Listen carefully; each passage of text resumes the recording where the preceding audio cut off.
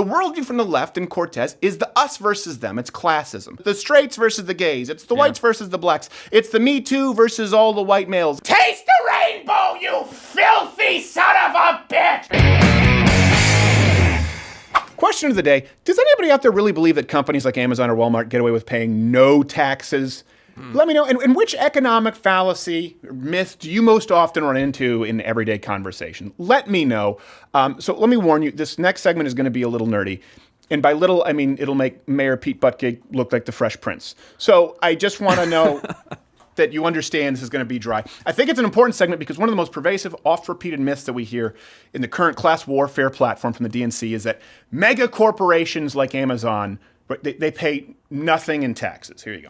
It's wrong that corporations like Walmart and Amazon can get paid. They can get paid by the government, essentially. Essentially. That's the umbrella term. For paying people less than the minimum wage. A company like Amazon makes $10 billion in profits, can walk away paying nothing in taxes. We should not have a regressive tax system in which large, profitable corporations like Amazon pay nothing in federal income taxes. Sounds like Uncle Bernie drank a bucket of salt water again. The idea that corporations, there's that word, corporations, companies, evil, Citizens United, that they don't pay anything in tax, it's laughably untrue. And it's ironic to me that Democrats who believe themselves to have the monopoly on the ground of nuance can only make this claim through deliberately misleading arithmetic. We commonly refer to that as Bernie math, by the way. 2 + 2 is your fair share, you prick! Let me give you some context, okay? Let's use Amazon as a jumping off point. A couple of things. In both 2017 and 2018, separately, Amazon paid about $1 billion in taxes, okay? Wow. That includes payroll taxes, income taxes, local, some might say, couple billion dollars. Local taxes, none of this is to mention all of the individual income taxes paid by the hundreds of thousands of employees through the jobs created by Amazon. Good thing, we would think, right? So where does the claim come from? It's like the wage. It comes from one number, that Amazon specifically paid nothing in federal corporate income tax. Now, that's true, just like it's true for General Motors, but we'll get back to that in a second. This one is really easy to figure out as to why Amazon paid nothing exclusively in federal corporate taxes. One, they get deductions for, they spend a lot on research and development, okay? Over $22 billion in 2017 alone. Should Amazon be taxed on that? Do you believe that it's better for a company to not invest in innovation? Would it be better if Amazon had not invested in the 2-day shipping, which is soon to become 1-day shipping, and the new vans pioneering hassle-free returns, forcing the entire shipping industry to become more efficient and competitive? Would that be a good thing? Again, we started with $10 billion in profits, $22 billion in innovation and research. Another reason they get deductions for what's called property, plants, and equipment. Cumulatively, they've spent over $60 billion by the end of 2018. Would you rather see those billions of dollars, which, by the way, benefit local real estate and jobs markets, handed to the federal government instead? For context, here's something, this is why this bothers me quite a bit. It's really easy with this us versus them. It's this classism, it's identitarianism, just on another level because it deals with income. All businesses, in context, use these deductions. Guess how I know? Okay, when I built a new studio, I obviously deducted that as profits from the company. But guess what? The new landlord makes money off the lease. When I pay someone for a new camera needed for the show, I also write that off as an expense. When I pay someone to come in and install a backup generator, yeah, that's a tax deduction. That's a bad thing, the voluntary transaction of goods and services. This is exactly why Cortez and the far left saw Amazon leaving New York City as a good thing, while an overwhelming number of New Yorkers did not. Yeah. This really comes, whether you believe it or not, comes down to whether you understand the numbers. Whether you think it's right or not comes down to, what do you think benefits the working class more? 25,000 jobs with an average 6-figure salary in New York? Or all of that money going to Washington, D.C. to divvy up at their discretion? That's a decision you have to make. I can't make it for you. By the way, hit the notification bell if you're subscribed, because apparently subscriptions don't mean anything on YouTube. The only way to support this show is louderwithcredit.com/mugclub and subscribe on iTunes. Yeah. Another thing that Amazon does, they set deductions because they increased pay for employees through stock compensation, and a big one, they can carry forward some of the losses from the years prior when they were using and losing billions of dollars instead of making anything. This is something people don't understand. Again, you're investing $22 billion here, $60 billion there. You can carry forward some of those losses when you finally become profitable. All businesses do this, and they should. From the local restaurant owner to the car dealership, I can tell you, I've had years after I've paid workers, I would literally have to dip into savings just to invest in inventory or website development for the next year. And you know what? I'm lucky.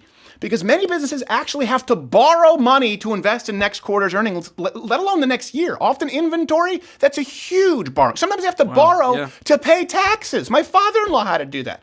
Now, how did I avoid it?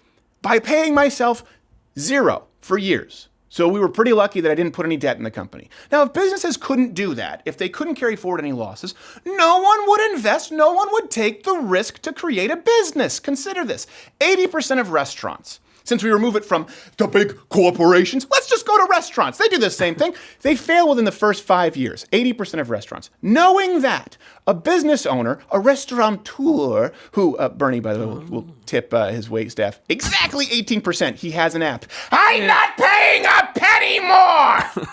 And go and get my stogies. So knowing that 80% fail, a business is going to have the confidence that they won't be punished for employing dozens, servers, chefs, busboys, paying for least food purchases. All of this could cost them and likely will cost them far more than the restaurant makes for the first 2 or 3 years. This business owner takes the risk in the hopes that by year 4 or 5, he can make a hefty profit. Why would he take that risk if at the end of the rainbow is Bernie with a pot of you?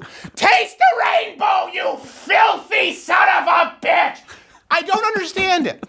All of this adds up. When we use Amazon, they've invested more than $160 billion in the U.S. alone since 2011. Wow. Statistically significant, I would say a good thing. And the bait and switch here that the Democrats do, you heard what she said? We can because this is what Nina Pinta Santa Maria Congresswoman sounds like. The Democrats often conflate tax deductions or incentives with tax dollars. They do this a lot, like we're paying for the oil industry, we're paying Amazon. No direct taxpayer dollars were given to Amazon, period.